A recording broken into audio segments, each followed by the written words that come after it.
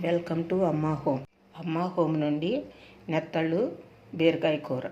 కావలసిన పదార్థాలు: 100 గ్రాములు నెత్తళ్ళు, పావు కేజీ బీరకాయలు, మీడియం సైజు ఉల్లిపాయ ముక్కలు, పచ్చిమిర్చి, కరివేపాకు, చిదిమిన 4 రెమ్మలు వెల్లుల్లి, ఉప్పు, కారం, నూనె, పసుపు, చిన్న సైజు నిమ్మకాయ అంత చింతపండు, టీ గ్లాసు నీళ్లు. చింతపండుని నానబెట్టుకోవాలి.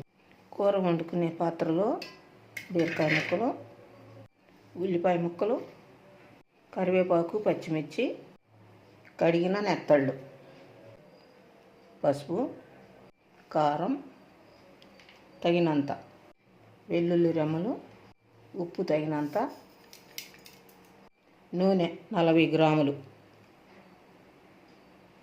ఇవన్నీ ఇలా వేసుకుని ముక్కకు ఉప్పు, కారం, నూనె పెట్టే వరకు కలిగి తిప్పుకోవాలి.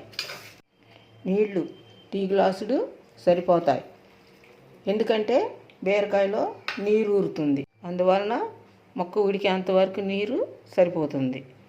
ఇలా కలిగి పెట్టుకున్న ఈ కూరని స్టవ్ వెలిగించుకుని గ్యాస్ మీద పెట్టి ఉడికే వరకు కూరను ఉడికించుకోవాలి.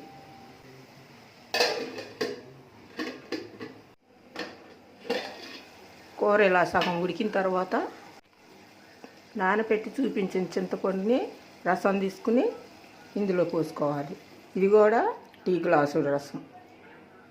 చింతపులుసు వేసుకున్న తర్వాత కూరని ఇలా తిప్పుకోవాలి.